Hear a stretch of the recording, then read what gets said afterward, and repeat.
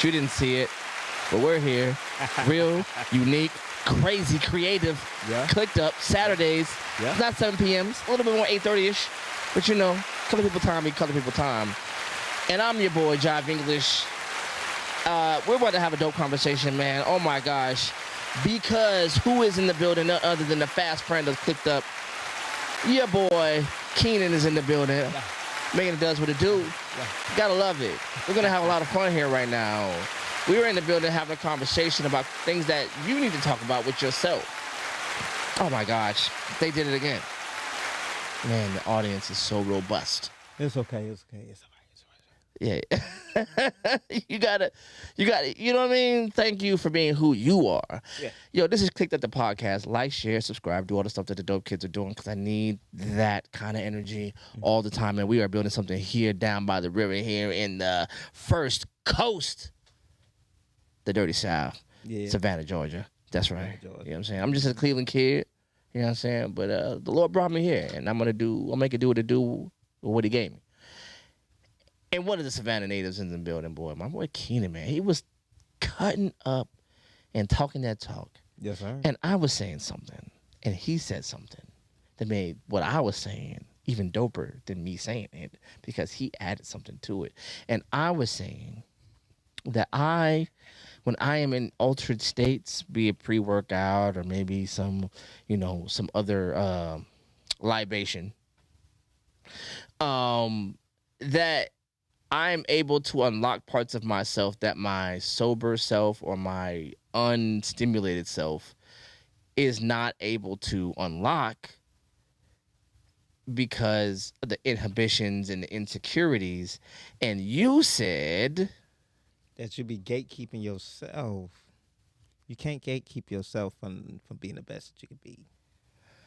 But that's the part of it that really is amazing. Because so much of our talent, so much of our skills, so much of our growth and processes and progress are inhibited by none other than ourselves. Sometimes we're waiting for so much validation and so much accolades or somebody agreeing with what you already feel like is purposed on you that you don't go before the cheers. You don't go before the applause, not realizing that you're supposed to go in the applause and the cheers or from when you come back. You know what I'm saying? Yes. And we definitely make this problem because we're so afraid of going alone. We're so afraid of venturing off without support. But God didn't purpose on me what he purposed on you. You got to go your way. Exactly. Everybody got to, it takes a lot. It takes a lot for self-awareness. You feel me? Because to not gatekeep on yourself is to really be aware of who you are and be comfortable with who you are. You feel me? Because those where our inhibitions come from. If I say this, if I move like this, is somebody gonna judge me? How they gonna feel about this? People, and the craziest thing is, it's the inverse. People respect you the most when you're being authentically you, and people can tell that because it ain't gonna be nobody else who's gonna act like you. That's right. It's no one who can do that, and for you to actually be insecure to be yourself in front of other people, it's a endless cycle. It's an endless loop that you're never gonna.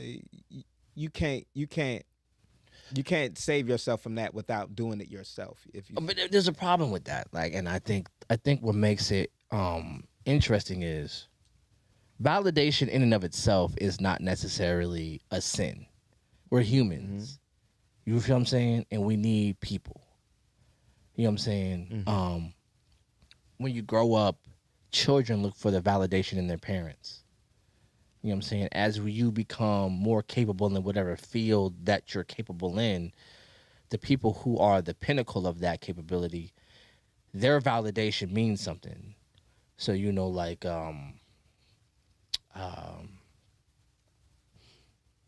Like when Mike Tyson was gonna fight Larry Spinks and Muhammad Ali gets in there because Mike Tyson lost. I mean, Ali lost to Spinks because it was later in his career, and it was one of the stoppages, like where he was just like not the Ali that we knew. And he gets in the ring, goes to Mike Tyson and says, you know, you beat him for me. That's validation. You know what I'm saying? The greatest of all time just saying, look, I need you to, you know what I'm saying? Handle that for me. Handle that. You know, handle my light work. And now just imagine that. Now, you're talking about a 19, 20-year-old kid being told by who has been arguably the greatest of all time. Yo, do this for me. That level of validation, few people will ever understand in their lifetime. And he got it. Like, I believe in your capability to do what I couldn't do. That's validation. You feel what I'm saying? Now, just imagine, you know, in certain levels of life, we all get that. We, you know what I'm saying, whatever we choose to be able to do, you're a comedian, right? So just imagine the guy ahead of you going like, yo, your pen game with this is nice. I see what you're doing, bro. He didn't have to say that. You feel me? So there's no sin in validation. You feel me? But there is. Hold on, we got somebody in the chat. Okay.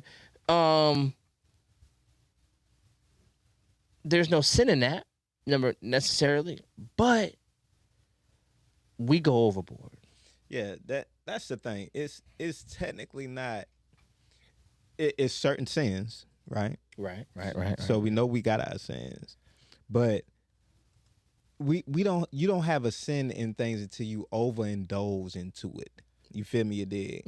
Having validation to give you confirmation that you're going a certain type of way, that is perfectly fine. But when you crave it, when you need it, when it's the thing that supplies your existence, or when that's telling you who you are, like, then you have an issue. You got a problem. You feel me? You dig? Because then you're gonna start doing whatever.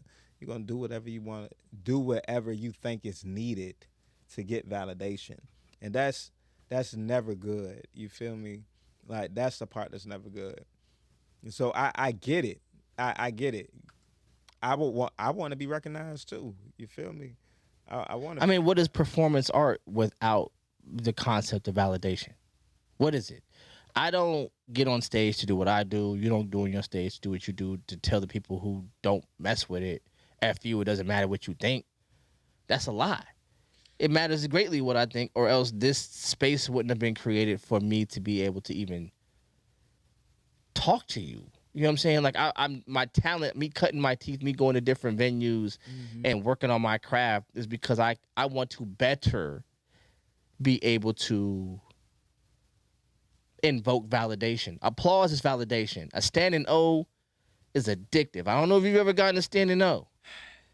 Yeah. But my nigga, you get a standing O. A standing O? Like, people rise to their feet while clapping and cheering some shit that you thought of in your mind, and you perform so well that these motherfuckers feel compelled to stand.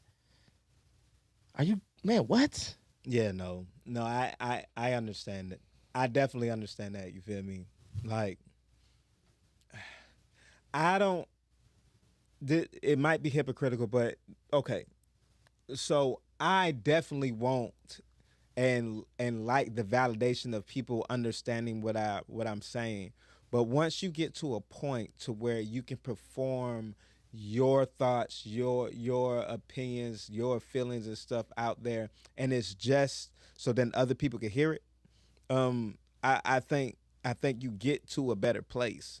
Like maybe you don't need the validation, but it does feel good that other people feel you, if you see what I'm saying. Because like, Yeah, for sure. like it's been times like I've done spoken word before, and I did it in front of people, not to have them agree with me, but because I wanted to get something off my chest. But that's the most authentic part of it, for sure. You feel me? And that's when I got my standing O's. When I was performing for the audience, you get love, you get respect. But when you're like truly authentic to the process that created that work, like when I was in the emotion that it took to create that, and I was really just, it was really just exploding out there. And then they're really just watching your fireworks. Correct. You know what I'm saying? Then I've had, and this is crazy. I've seen women cry. Some of the shit that I've said, I didn't do it for that effect. I may have been in my own version of tears when I wrote it. Correct. But that was not what I was expecting. It was felt though. Yeah, but it touched them like, so just imagine being a comedian and your set so fire. And I know you're a comedian, so I know your thing, you know what I'm saying? You know. And then you get so well received that people feel like they need to applaud your effort. Like, to be honest, this is crazy too. I'm a speaker.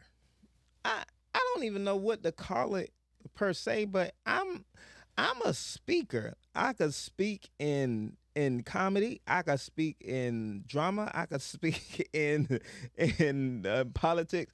Like I don't think it's nothing that I can't talk about or can't speak or say in any tone or any depth. I don't even know what you would call that, a linguist or something like that. But I think I need to expand on what I call myself, because I'm about to start standing up and talking in front of people so then they could go ahead and listen to what I need to say too. I'm not gonna lie to you. But those standing ovations, to be able to convey my thoughts to people and they understand what I'm saying, for them to get it, I love that. I love that. And you can't get that type of authenticity if you're not one with yourself and you're not gatekeeping yourself. And that's like, oh man, hey, I wonder how is this gonna make these people feel. You can't be like that. You can't be like that and expect to get something authentic from people.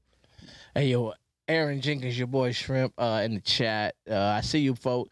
He said, I did a good show and a dude gave me half of an O after the show. I need to know, what in the world is half a O? Like, how you get half a standing ovation? Was he crippled or something? Like, what's going, like, you know what I mean? Like, what was... If it's what that I think it is, that is a great situation. What's the half a standing O? That's lovely. That is a great parting package. Like, I don't understand. I'm not hip. Like, put me on. Like, what's a half a standing O? Not a half a standing O. A half a O after the show is. Wait. I'm reading it wrong. Yes. Wait. Oh, yes. Yeah. Yes. Half an O after. Half a O. Brother, you won. Yeah, he definitely won. That was like you hit like a... I wrote it so then it rhymed when I said it out loud too. Yeah. I think you saying it the way you said it helped it, resonate. Yeah. Half an O after the show. See, half an O after the show, yeah. I'm a linguist. Yeah. I see what you did. I see. Yo. Hey, yeah. You didn't have to say that. We figured it out. You put half an ounce. Yo, we figured it out. Yeah. Delete it. No, yeah. Delete it. So January 1st is things is gonna be lit. All you need is a card, and then you'll be able to carry a bound. You'll be able to carry or less, right? Yeah. Yeah, or less. Yeah, you could be able to buy that a day, daily from the dispensary, and flour is going to be available from there. It's going to be crazy. Real flour? Yes, real flour. Not THCA, but the THC. All you need is THC, period. The THC. 3 letters. That's that's all you need. That's all you want. That's all you need. That's all you want. I don't need no dashes, no hyphens, no nothing. July 1st, Georgia Medical. Hey, it's about like 200. It's about like 200. The first Thursday out of the month, just go to that spot, the botanical place over there in Pooler. Go to that spot. It's right when you pass 95. They're gonna be giving out them cards. It's about like 180. For a dude, yo. I know a little bit about a lot. Praise God. Yes, sir. That's what we gonna praise him on high. Yes, sir. That's what we gonna do. We gonna put him up there. You feel me? But that's okay. Okay. Hey, No, God, they won't, because your boy got it's serious. He not said just federally. because it's legal don't mean your job will hire you without in your system. No, not at all. Not at all. It's not federally decriminalized. That's the thing. It's still on the same title. It's still on the same title. Once it becomes but now That's a question because states have been, legalizing it ahead of federal legalization. So that makes it so where privatized jobs can do whatever they want to. They can choose to. That's states' rights type shit. Not. Well, it's not. It's the states' rights to make it criminalized or not. But since it's not federally decriminalized and it's not changed from the title that it is now, then you can't do nothing about it. Really, because Colorado, California, Ohio, my land, the land. See, you know what I'm saying? Like, boom, like say Colorado, for example. If Gulfstream, for example, was in Colorado, they can still piss test you for weed because it's not. Yeah, that's there. Yeah, for sure. Yeah. And it's like a privatized spot. Now, once it becomes now I don't think the feds are going to do it because once they federally decriminalize it, they will have to let loose the people who are in jail for weed charges and weed charges only. And I don't think they're trying to do that. But that's the slave part about it, right? Because most people who get arrested for weed charges get not subsidiary, but surrounding charges that, like, you know what I'm saying? Whenever you get arrested, you're going to get 2-3 charges. I don't know any motherfucker that went to jail for a thing because there are different laws can be interpreted on your quote unquote, criminal act. So it's like, if, and this is just a very stark way to put this, but if you have sexually assaulted a person. Oh, wait a minute. Okay. Right.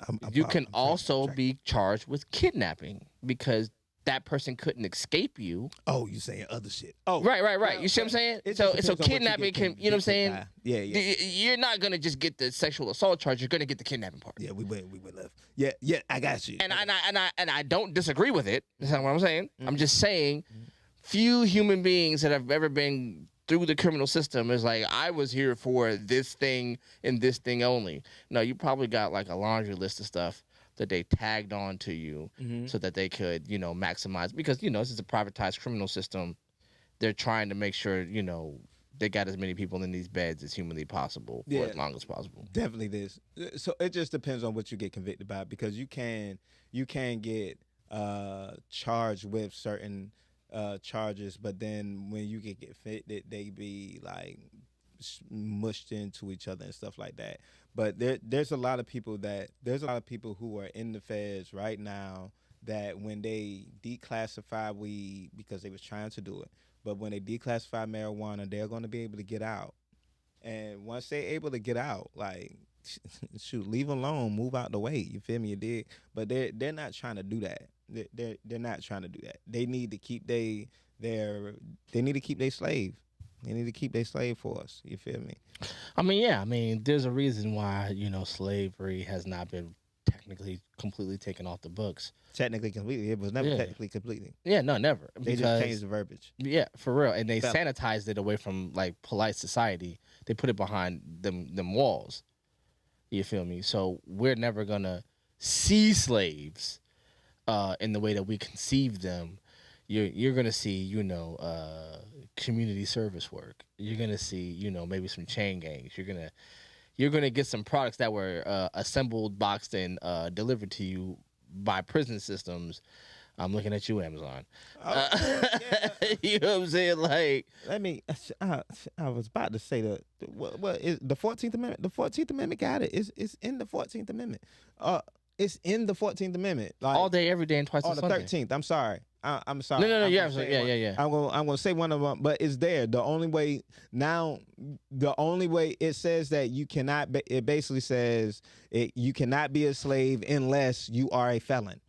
Once you are a felon, then you can become a slave. That's No, basically it's not even a felon. I'm gonna help you out. We gonna look this. Yeah, up you together. could. I would love the verbatim. We gonna get the verbatim. It's either in the 14th or it's at the end of the 13th. We gonna look at something together, brother, because we gonna be understood together.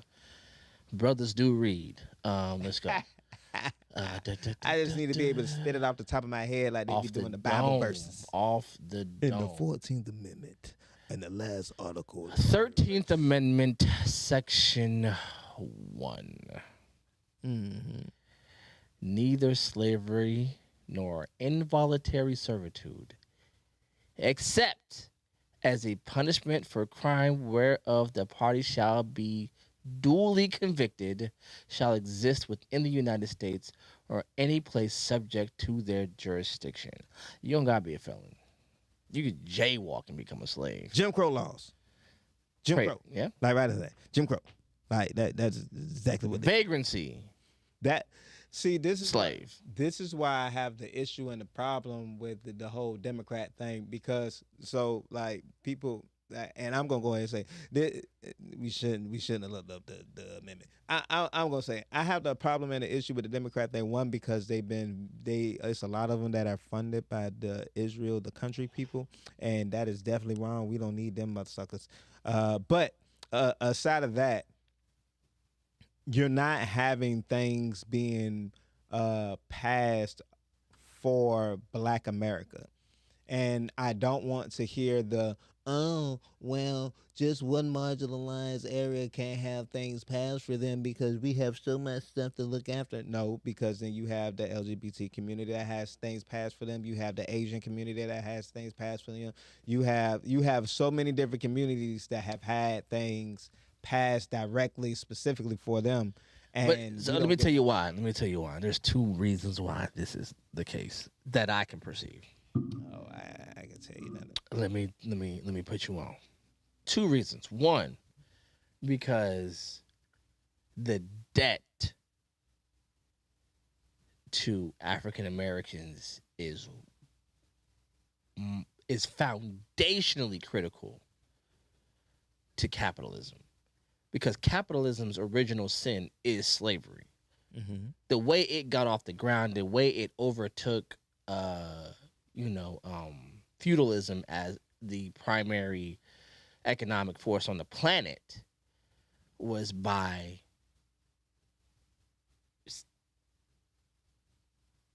human trafficking people to create free labor, so that it could create new forms and new versions of aristocracy that weren't land and God or land and king and land and, you know what I'm saying, that type of thing. It took that power away from them and created a financialized capitalist system. And they did all that when they used not as effectively indigenous people and then more effectively African people. Because, indigenous people just kind of like knew where they were. So it was kind of like easier to leave. But like they were still taken in that. They were still taken. And then at some point they were taken away from the mainland and put on.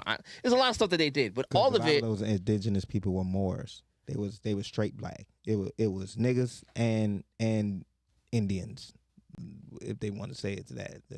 Or like. So, but the point of the matter I'm trying to get to is that that's the original sin. That's how we got here. That's how all this is. Correct. Capitalism does not exist without free labor. Correct. But they do it behind prison walls in America, and then they outsource that slavery because there's such thing as slave wages, right? We pay you, but we don't pay you enough to like subsist, right? So when you go to the global South and you see people in certain Asian countries, and you see people in African countries, and you see people in South American countries whose labor is being extracted from them at a rate that they're just slowly starving them to death. Well, you have different types of slavery. You have the chattel Yes, sir. slavery that you have that was the worst thing in history, and then you have like indentured slavery and things of that manner. When you look at the prison system is basically like indentured slavery. It's kind of not, because indentured slavery you technically have a set goal set up at first. Yeah, that's that. No, you're exactly right though. You're exactly right, because indentured servitude, there's a period that it lasts for. Correct. It's a period that it lasts for, and you have a certain amount that you have to pay off. You have a debt that you have to pay off, or it's a period that you serve. Yeah. So like it's basically indentured slavery, but they're just locking motherfuckers up and just saying work, nigga, and that's that. Which is the reason why when you see like the incarceration rates and the conviction rates and the it was systematic. Not only that, but the chart what the oh, you want I list that shit out. No, when the punishments that get meted out, right? Like so, white man, black man commit the same charge, have same, arguably same background. Oh, that's from the '94 crime bill. You're gonna see passed like by Democrats. Yeah, pushed by them. Yeah, I mean, because no, it's even more serious than that, because a lot of progressive Negroes at the time thought that the '94 crime bill, 3 strikes law, all that other shit was going to help the black community. And to the credit, I saw a documentary about this. To the credit, some of those people who were leaders at the time admitted it. They were like, "Yo, we thought we believed them." That's what keeps happening. That's why I say black. My whole basis is black people need to stop voting Democrat. They use us as pawns. They pander to black America to get our vote, and they do not do anything for it. The '94 crime bill was like one of the last biggest things that they passed that was specifically towards black people. So what? And it was negative. Like other than that, once you start going down, like they've renamed the George Floyd bill. The George Floyd bill was a bill that they hopped onto. That was what's that man name who was named Lewis, who passed away, who was the civil rights leader for a long time. Whatever John Lewis, whatever the Mr. Lewis man name is, we just can't get nothing passed. That's all I'm saying. The gun reform bills, we can't get. Shoot, they need to have it to where when you say nigga in a disrespectful way, like when you drop the hard R, is anti-Semitic. They technically need to say that because of what our heritage is and stuff like that. Like we don't get anything passed. Nothing works for us. But then they pander to us to get our vote. Why? Why should we give them our vote? We should just put in representatives that represent us. Like, I need to put in a regular nigga that is not a Democratic nigga. I need to put but the problem with that is, and I don't disagree. The problem with that is that I hate. This is gonna sound horrible, and if it sounds horrible, hit me. Let me group you with all other niggas. We are not interested in politics as a demographic of people. Correct. We're not voting in primaries. We're not raising our children to understand. We all want to talk about financial literacy and financial this, that, and the third. You don't have political literacy, then it doesn't matter where you spend your money. Correct. It doesn't matter what business you build. If you don't have political literacy, then you don't understand lobbyists. You don't understand all the things that are happening to you. You don't understand reform. You don't understand any of the things. You don't have to be a revolutionary. I think I would like to be a revolutionary. I don't want to call myself one because that's a high mark to reach. But at least I think that I'm at least indicting the system that I'm forced to interact with. But if you think you want something different for yourself and you think just getting an LLC is going to make it happen, you're wrong. See, the thing is that was systematically set up. Back in the days, regular niggas was on the block thinking like that. Like that's the thing about it. It's perceived right now, it's perceived that like if you take somebody my age or younger it's perceived that black people in the 60s, 40s. Hey, and Melanie, I 50s see you in the chat. Yo, hey, Melanie what's up, Ferguson.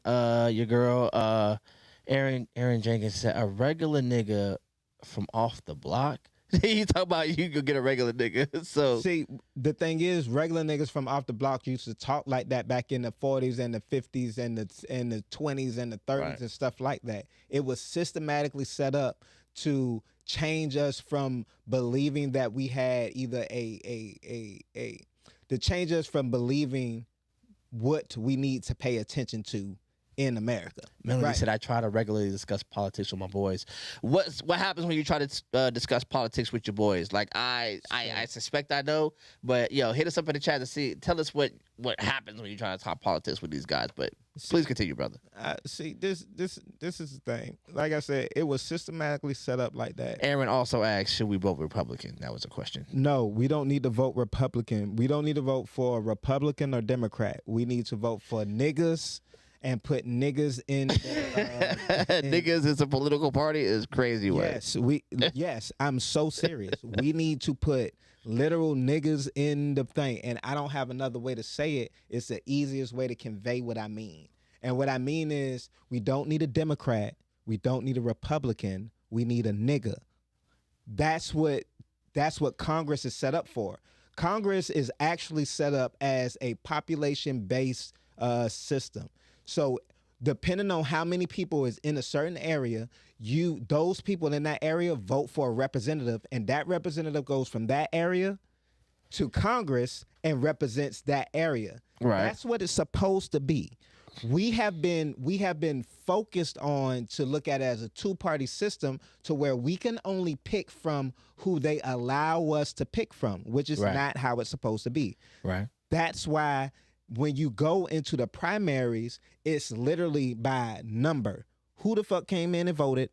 That's how many people voted. That's who win. That's who lose. So we can literally go in. Hey, yo, Cash Banks, I see you in the building. I see you in the chat, man. Cash Banks, he said, I'm the problem. Tell me, what do you mean by you're the problem, man? What do you mean by you're the problem, Cash? You can also pull up on us, Cash. I know, you know what I'm saying? You ain't been up around the corner, man. Pull us up on us. Pull up on us, and let's have the conversation. Nah. Yo, Aaron Jenkins said, regular niggas in the 20s and the 30s didn't talk like that.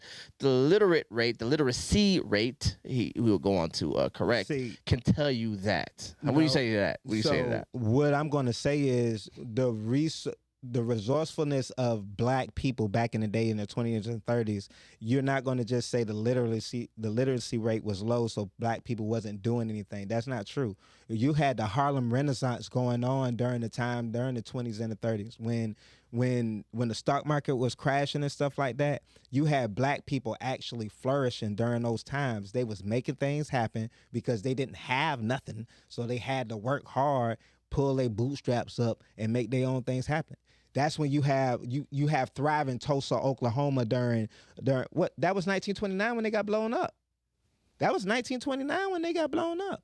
You had a bunch of different areas that was flourishing in the 20s and the 30s because black people was pushing their own thing. They were able to move around. They wasn't able to move around, but when they were able to get on their own and work by themselves and not get messed with by white people or the government, they were able to thrive. And whenever that happened, then you had white people come in and blow that shit up.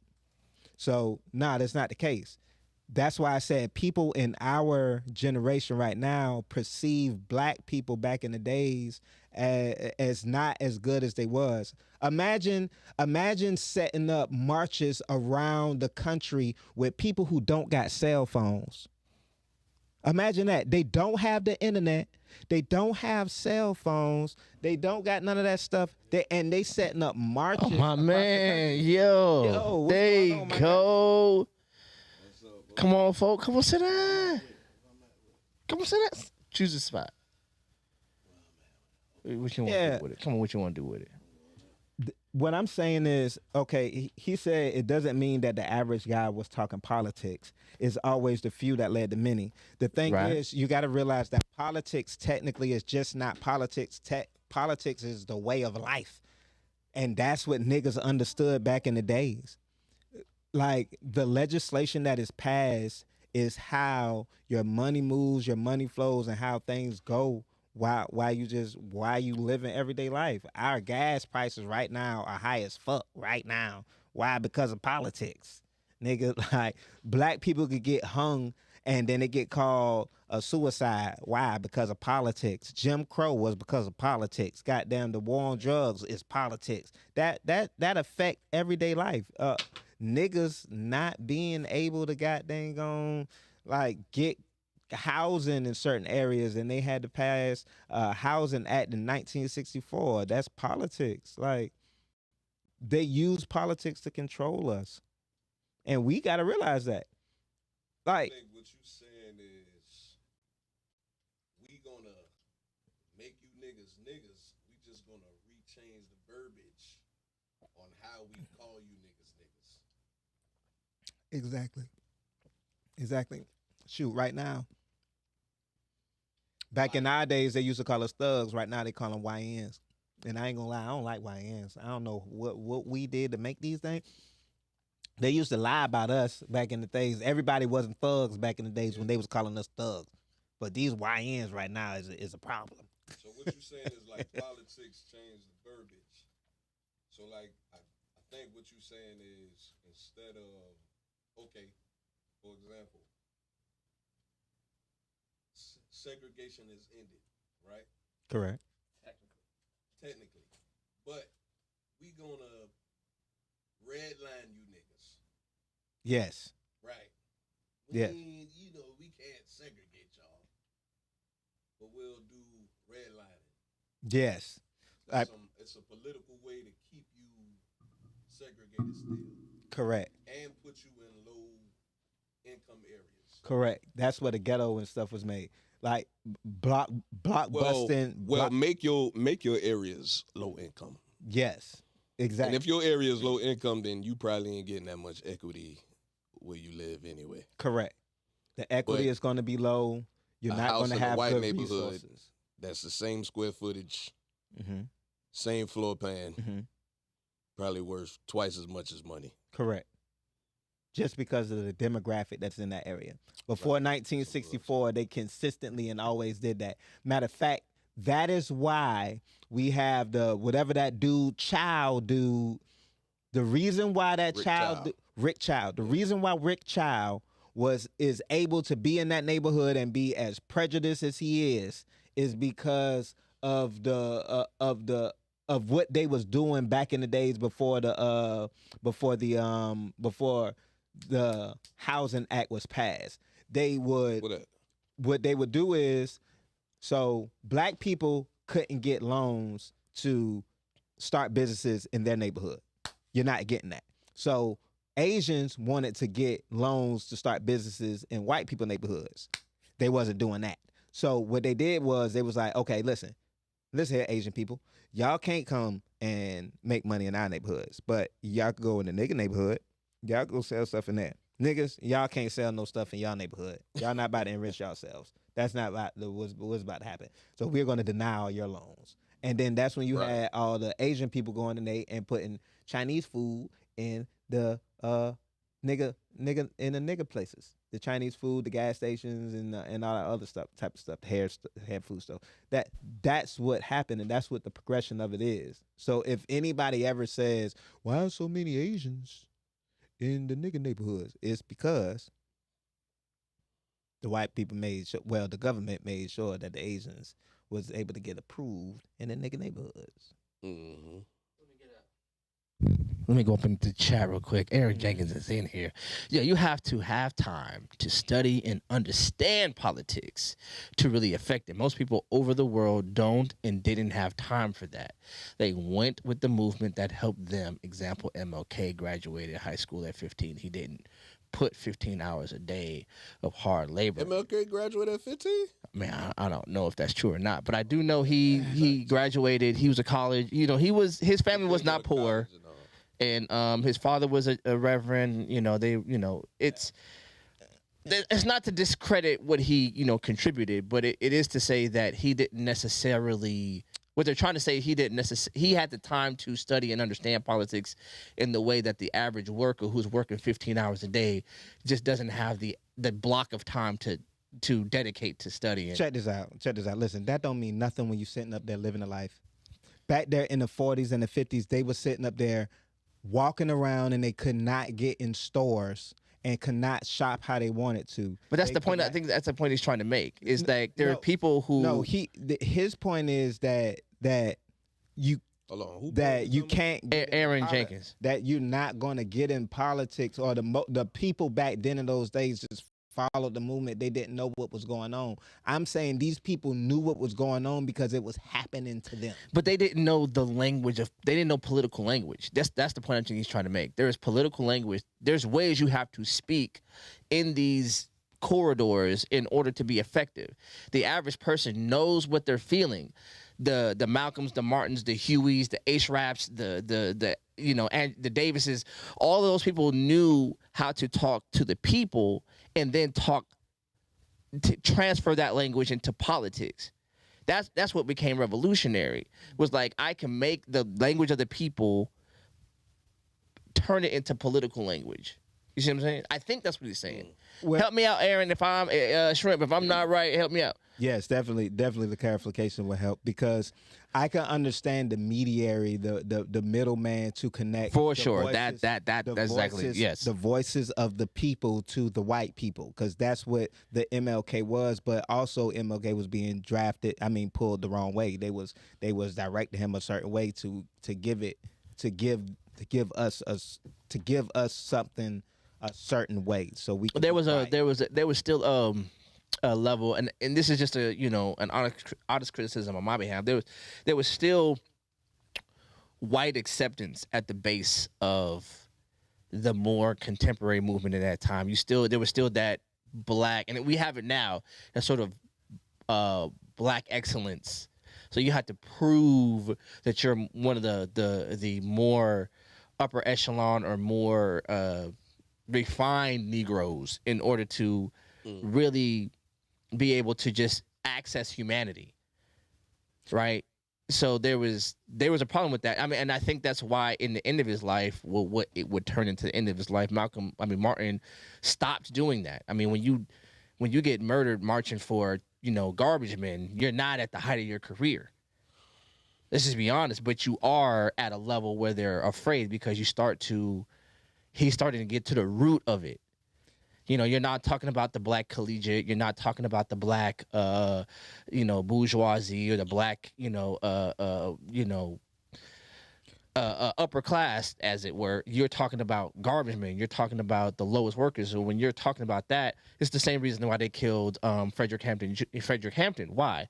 Because he was talking about the workers. When he was saying black power to the black people, brown power to the brown people, white power to the white people, red power to the red people, he was saying it's labor that we need to unite around, because we're producing their riches. Right. And we're not getting paid. Right. What was one of the last things that Martin Luther King said? We're going to the Capitol again, but this time we coming to get our check. To get that check. It gotta go. Mm-hmm. I It's crazy we talking about this, because I've been meaning to read this book called Powernomics. I don't know if you ever heard of it. Hold on, Dr. Claude Anderson. Y'all go ahead and talk. I gotta see something. Something is going crazy. It's Go a ahead. book called Powernomics by Dr. Claude Anderson. So it's basically trying to get Black America from being consumers to being businessmen. Listen. Yes, And it's very, very deep.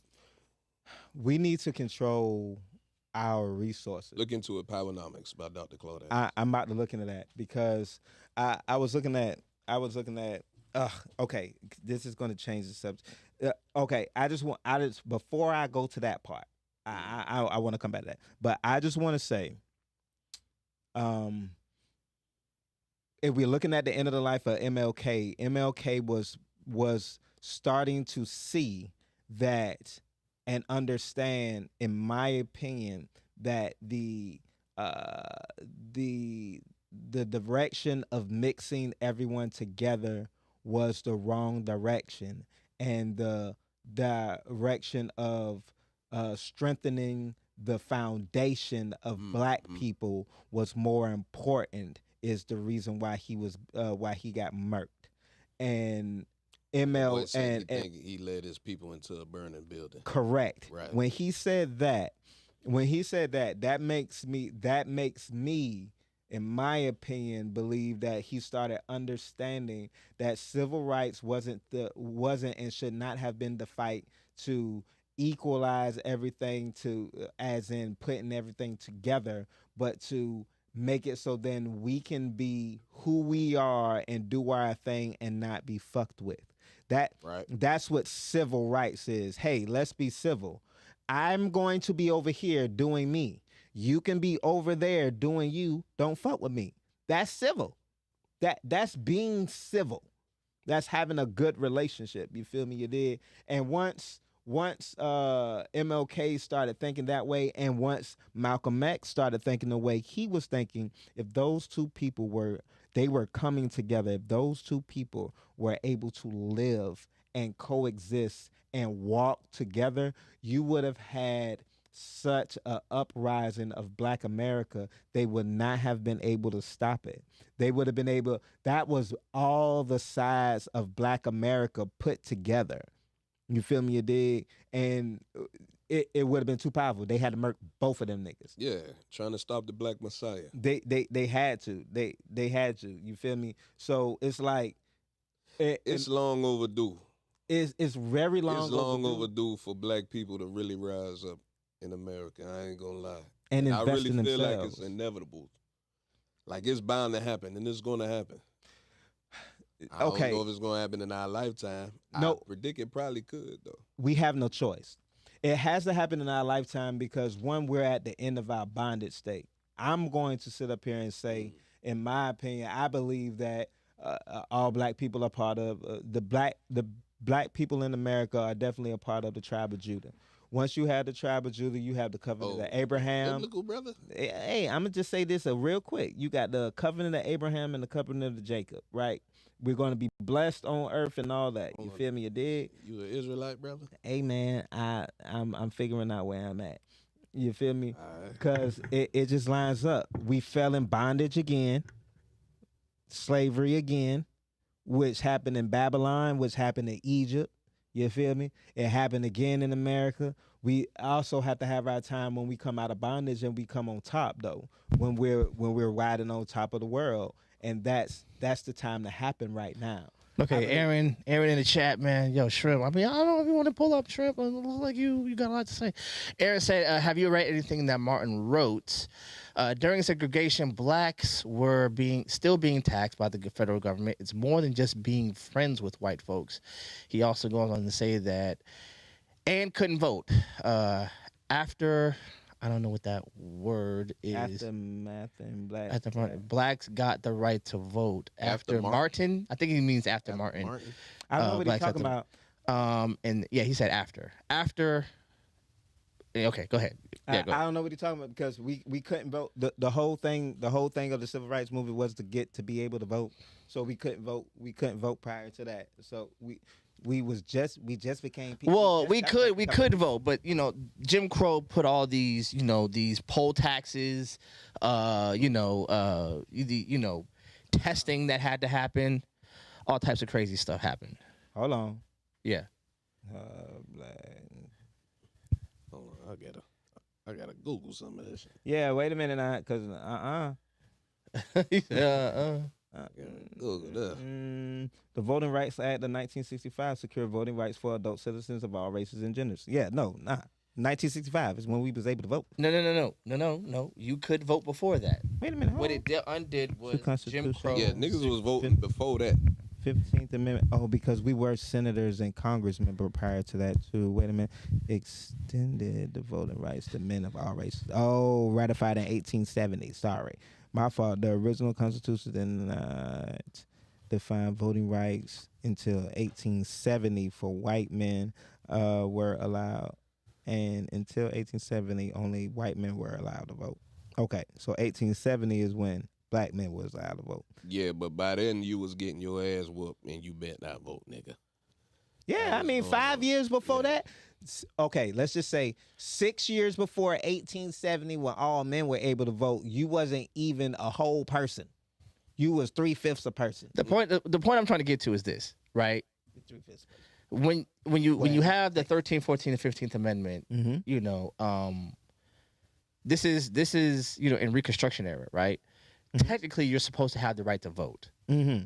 right? So the Voting Rights Act, which is not, you know, an amendment, it's an act, was there to stop states from being able to open-faced restrict voting on the basis of race, which is why you're seeing what's happening now. Yeah, it's going back. Yeah, so now it's Kinda now it's strip it going back. backward because the Supreme Court has basically gutted the protections of the Civil Rights Act. Right. Right? So Right. you have, technically as an American, you're supposed to have the right to vote.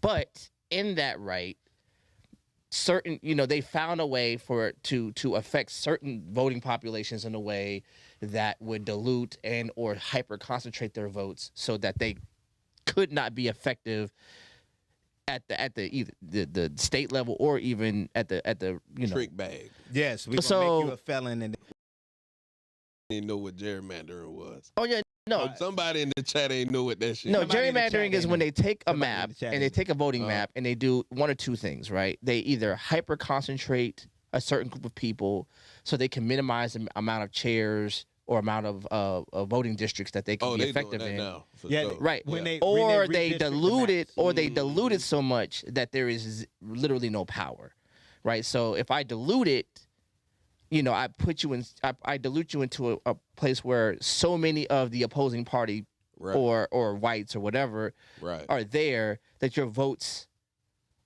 if you know, since we understand in a real sense that most people understand that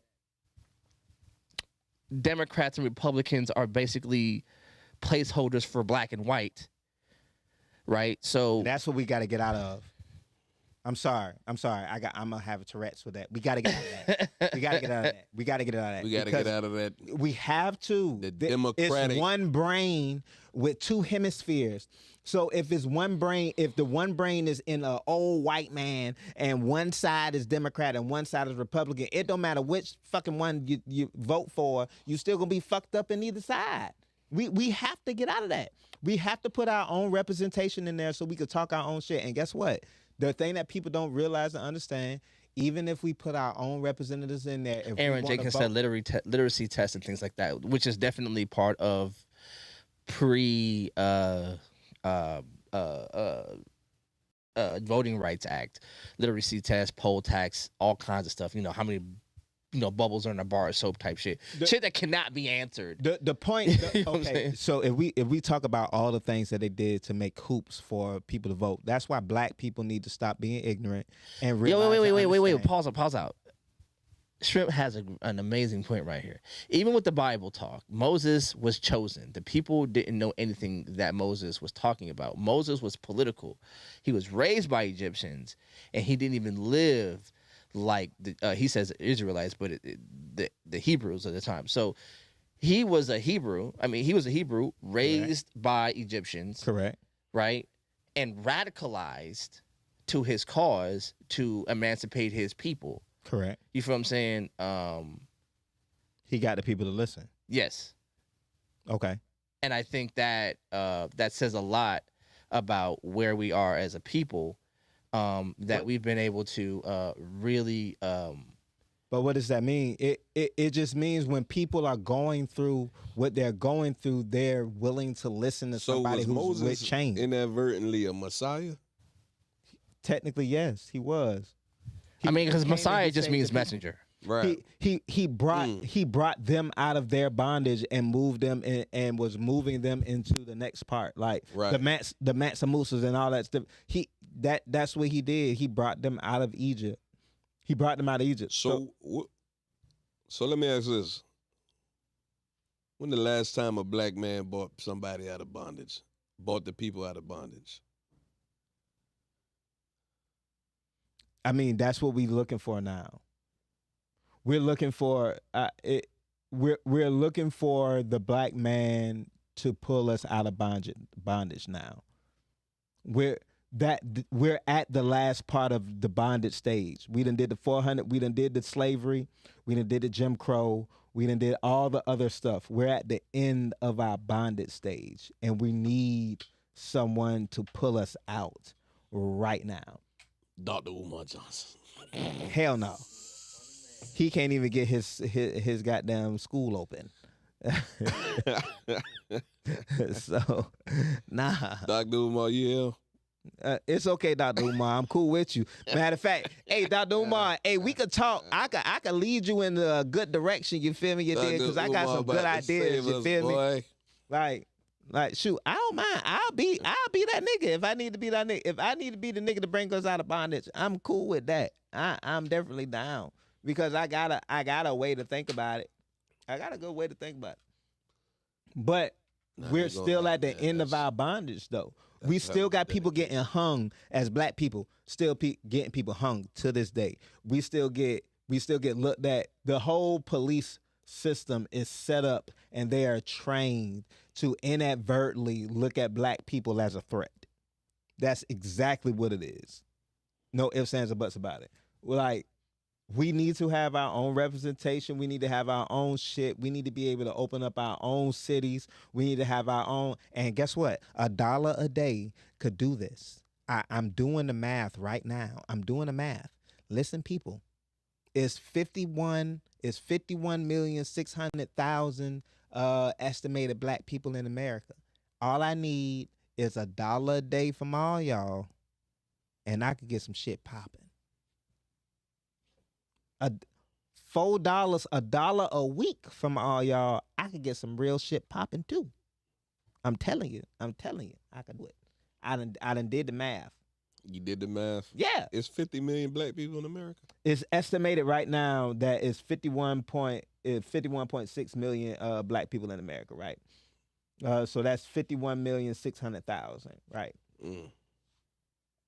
So if 51,600,000 black people gave $1 every month, that's only $12 a year from each black person in America. It would give us $619 million. $619,200,000.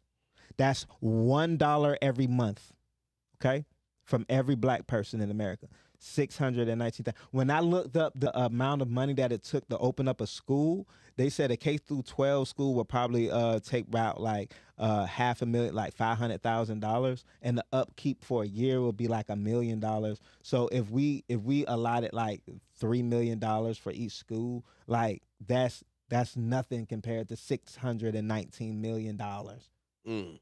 It is really not, and that's just schools popping up in all of the areas of black rural areas, which is generally in the South and scattered through other places. Like I agree with Aaron Jenkins on here.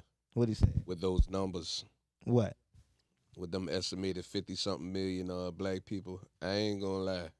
What was it? The main black people in America is the American black people.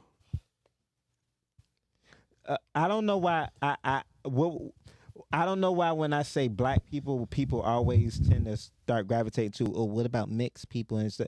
Mixed people put other. So black people in the census, the number that I'm talking about is off the census. The census is black people, not mixed, not other. So here's the thing, because I see what he's saying. Does immigration that don't come from slavery constitute in that number? And I need to say this. I need to say this. Reparations? Yeah, because that's where it comes from. I need to say this in the most unforgiving terms. Right. Yes, nigga. Black people who didn't come here during slavery still count. There was no part on this planet that did not have the colonial powers thrust upon them. If you saw how they cut up the continent amongst those powers, just because they didn't get exported didn't mean they didn't get human trafficked. So do you believe? Yes. Do you believe that the U.S. has to pay reparations. I think every Why not? white nation, all of them, I don't give a fuck where you get your money Now, from. all of them, I could go for that. Yeah, all of them. I don't give a fuck which one of these motherfuckers give you your money. Get your money. Can I? Yeah, Why are we protecting the U.S. from payout? I ain't protecting the U.S. Like, But I definitely, if the U.S. start kicking out some money, motherfucker, don't be paying nobody in Nigeria. No. So that's the problem. That is the problem because the U.S. did go to Nigeria. The U.S. has had coups in Nigeria. Okay. The U.S. has no. That's the out. problem because that's what ends up happening. Then you get people starting to segregate themselves. Self-segregation destroys any movement. Well, I was here. Who gives a fuck? Did they give a fuck? No. So When they were doing what they were doing here in America, that wasn't the only thing they were doing at the time they were doing it.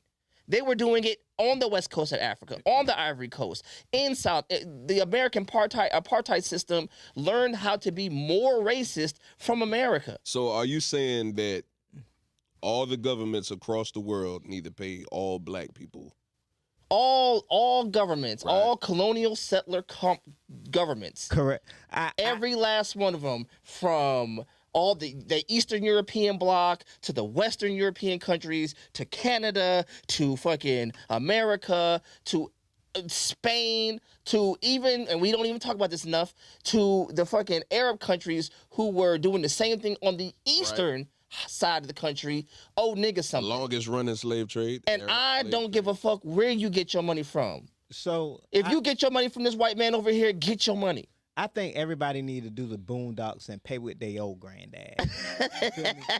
So Because a white man want to be Santa Claus, you need to pay what you owe. You need to pay what you owe because so that goes to France France is about to go bankrupt right now. What the fuck because is they got them kicked immigrants? out. See, you sound like the Western European people that you're talking about. Yeah. What the hell is them read- immigrants? No. I read that comment and I just ignored it.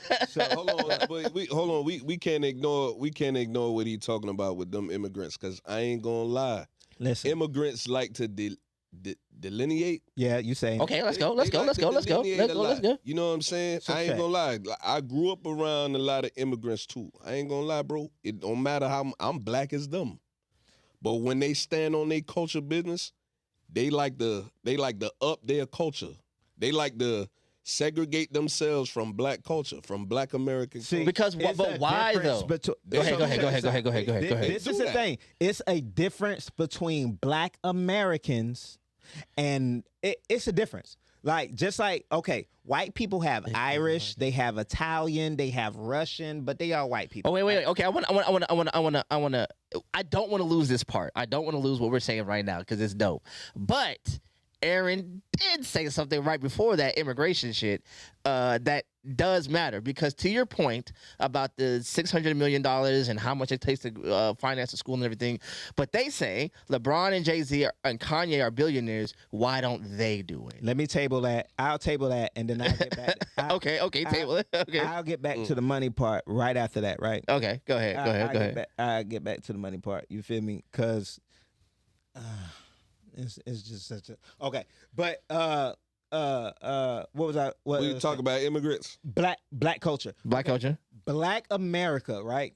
Black America is completely different than any other culture that's out there. From Haiti, from Africans, from all them other people. So, them same people say we don't have culture.